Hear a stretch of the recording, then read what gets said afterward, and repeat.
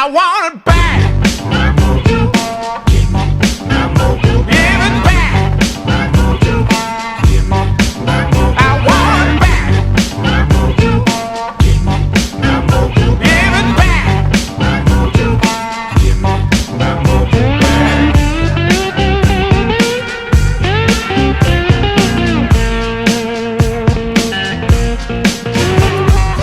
Now you know what I'm talking about.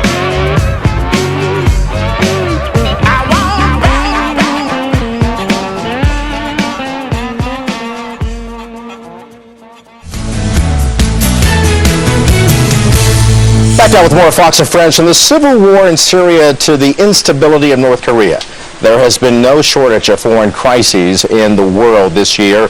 But what are the most serious threats America will face in 2014? Joining me now is national security analyst from the Clarion Project, Ryan Mauro. Ryan, good to have you here this morning. Thanks for having me. And this is a very important topic because the United States, we have enemies foreign and domestic. And so what's the first threat out there for 2014?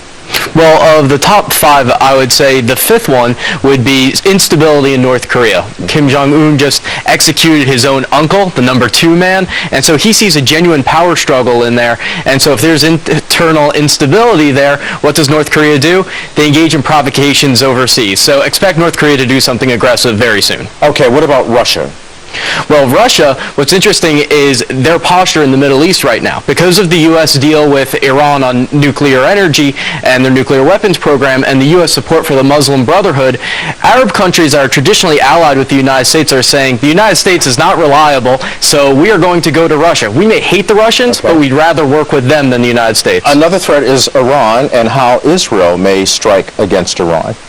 Right. That's always, for the past several years, been one of the top threats, an Israeli strike on Iran's nuclear facilities because of the blowback that will result. The Arab world especially will cry and have protests in the streets, but behind the scenes, most of the Arab world will be cheering the Israelis on. And something else is always a concern to us, and that's homegrown terrorism. Right, and the bomb plot that was foiled in Kansas against the airport recently is an example of this. That was a 58-year-old white guy who was very quickly radicalized after becoming converted. This process of radicalization happens very quickly. Okay, and the last one, blowback from the Syrian civil war. This one's really frightening because there is no good outcome coming out of Syria. You have over 11,000 foreigners now fighting in Syria, and so one of two things is going to happen. Either it's going to spiral out of control and the fight goes on, or there's going to be a ceasefire, and then you're going to see the Muslim Brotherhood and Iran make up and form an anti-American alliance. That's dicey. Ryan Mauro, thank you. It's a lot to look out for 2014 in terms of our own defense and national security. Thanks very much. Anna? All right.